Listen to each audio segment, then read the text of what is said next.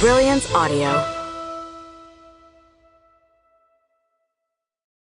Welcome back, Maple Mehta-Cohen, by Kate Mcgovern, performed by Soneela Nankani.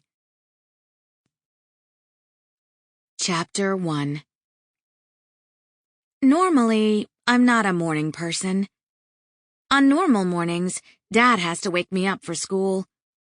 Maple, rise and shine, he says in a whisper at first. Then, when I barely stir, he says it again, louder. Miss Maple, rise and shine. Places to go, people to see. Mom says I was always like this, even as a baby, even though most babies are awake and screaming at 5 a.m.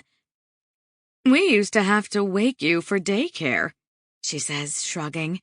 You were a sleeper. Not today, though. Today, my nerves are buzzing like an alarm clock. My eyelids don't even feel heavy.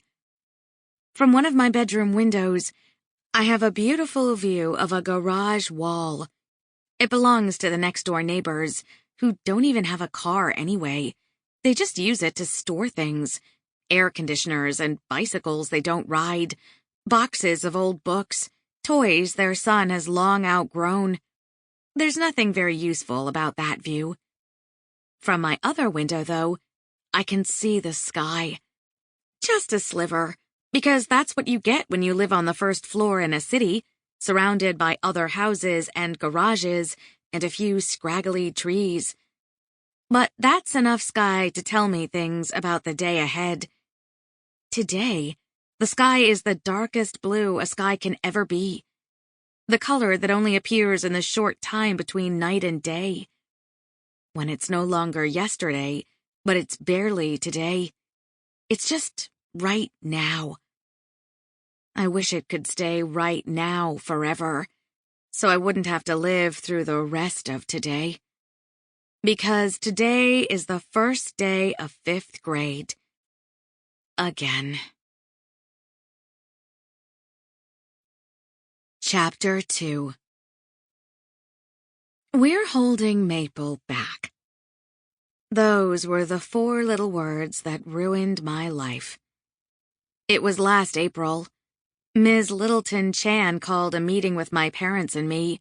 She said it was quite important, and my mouth was already dry when we sat down in front of her desk.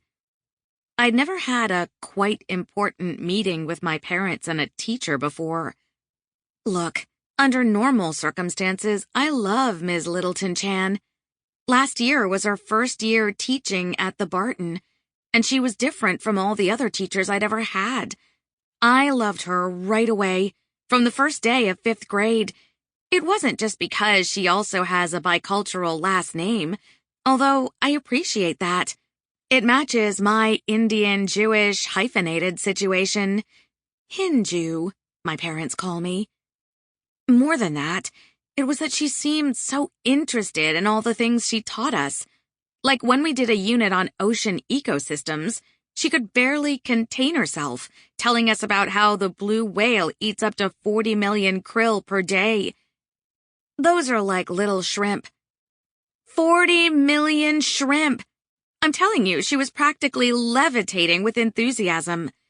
Ms. Littleton Chan cares about things, about us, in a way that felt new. She notices things, which, in retrospect, might be why she was the first person to notice the real me. The me I'd been hiding in big and small ways every day since I don't remember when. I can't read. I can't really read. Not well. Not easily. Here's what it feels like to look at a page in a book, if you're me. Some of the letters look sideways or upside down. Sometimes the letters flip around, or they swim around on the page and won't stay still long enough for me to grab them with my brain. There might be a picture of a dog, and I know the word should say dog, but I'm looking at it and it says og. So I can read it. Sample complete. Ready to continue?